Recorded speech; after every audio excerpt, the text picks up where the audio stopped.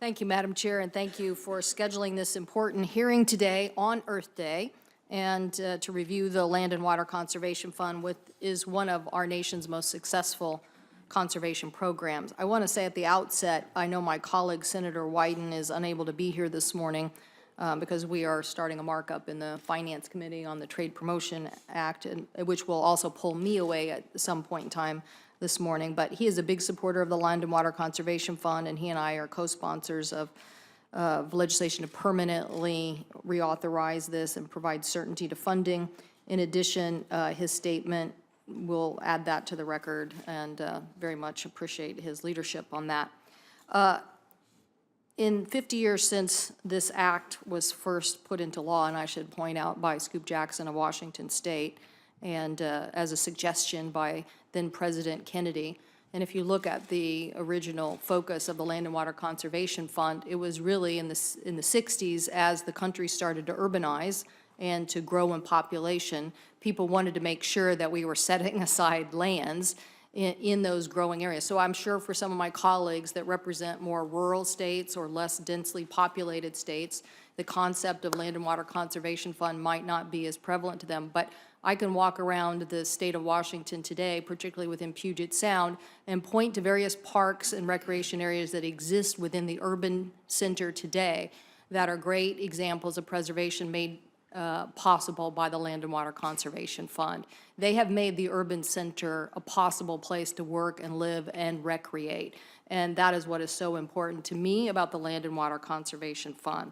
And to me, this hearing this morning is about our relationship to stewardship. We should remember on Earth Day that Earth is lasting a lot longer than all of us. And the question is what good stewardship will we provide in the meantime?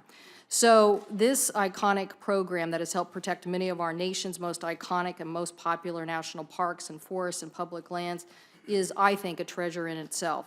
The fund has provided countless opportunities for hunting and fishing and other recreation uses, and has helped support state and local conservation. Many of us with significant public lands in our state have seen the impacts of protecting these landscapes and providing for outdoor recreation and bringing strong benefits. The outdoor industry has estimated that outdoor recreation supports more than 6 million jobs nationwide and generates almost $650 billion annually in direct spending.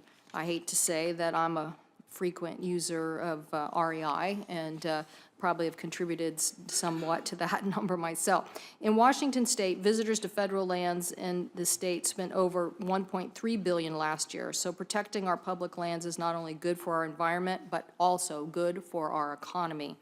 And that includes many of our small businesses.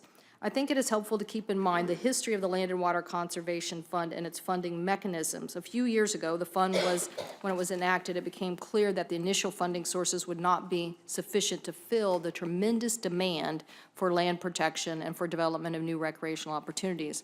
As a result, Congress amended the law to direct a portion of the revenue from oil and gas development on the Outer Continental Shelf to the fund.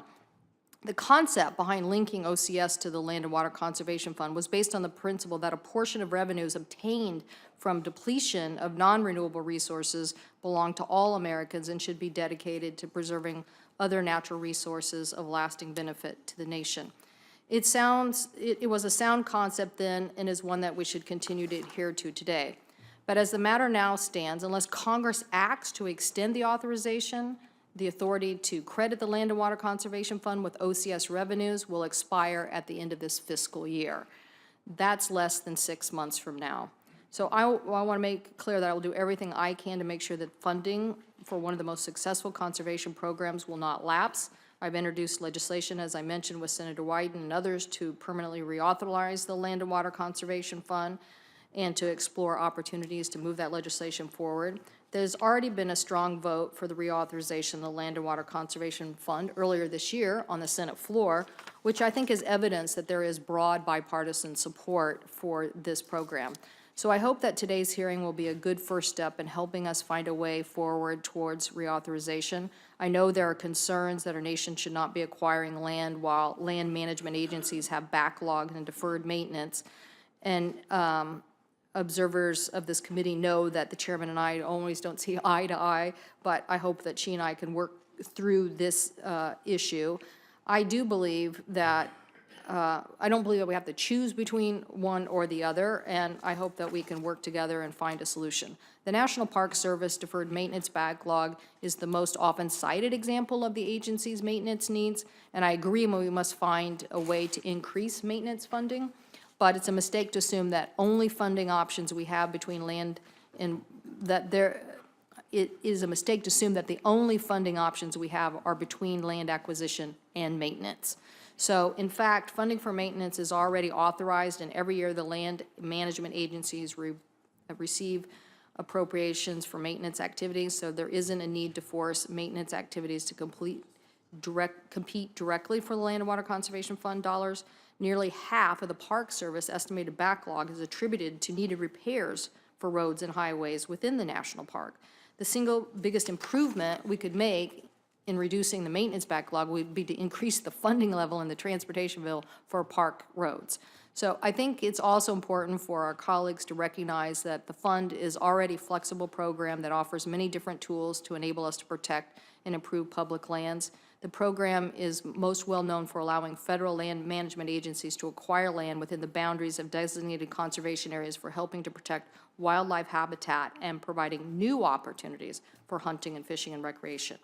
In addition, over the past 50 years, the Land and Water Conservation State Assistance Program has provided over $4 billion through 40,000 matching grants to local governments for acquisition and development. In recent years, the fund has increasingly been used to conserve private lands as well. For example, the Forest Legacy Program, which pays for protection of these privately owned forest land. And I can tell you that I hear a lot from a variety of groups in my state about their support for that. Similarly, cooperative endangered species grants providing funding to states have helped protect threatened endangered species.